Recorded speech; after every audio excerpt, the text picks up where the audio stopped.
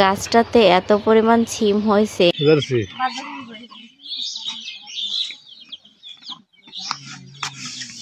নারকেল দিয়া চাল বাজা দিয়ে ঘর দিয়ে লাগাচ্ছে।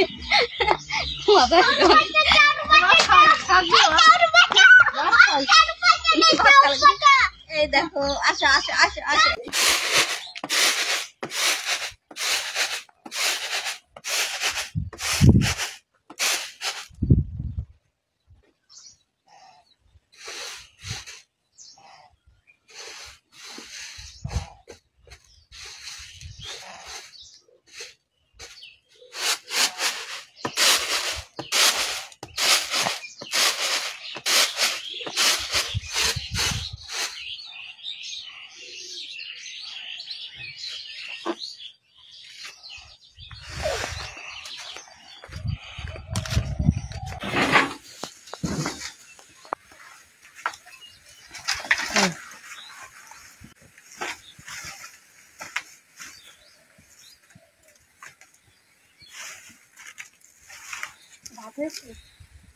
হ্যাঁ ধোয়ায় যাচ্ছে কিন্তু একেবারে।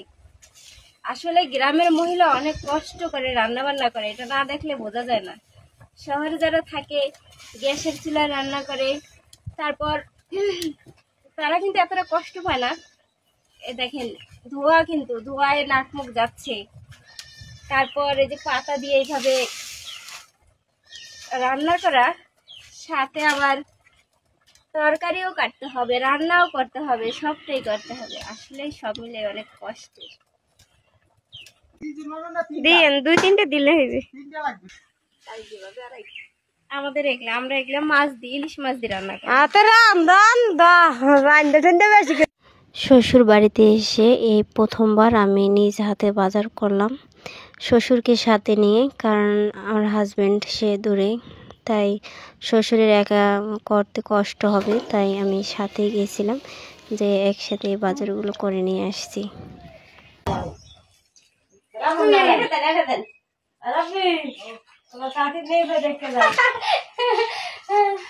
দেশ গ্রামে এসে যদি দেশের বই না হইয়া দেখেন, দেশ গ্রামে এসে ঘরও লেখতেছি।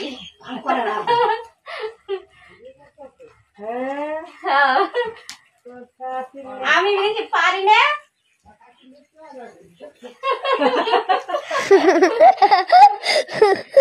সবাই খেবো, আমি বলে পারি না দেশের কাম করতে, দেখি পারি কিনা।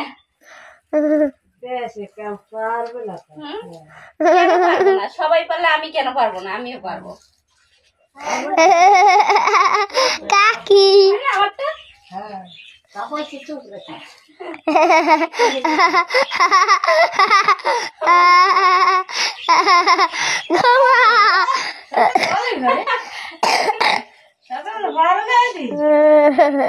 আপনার চেয়ে আমারটা ভালো হয়েছে দেখেন। আপনারটা মোটা মোটা দাগ হয়েছে, আমারটা কিন্তু মোটা হয়নি, চিকন চিকন দাগ হয়েছে।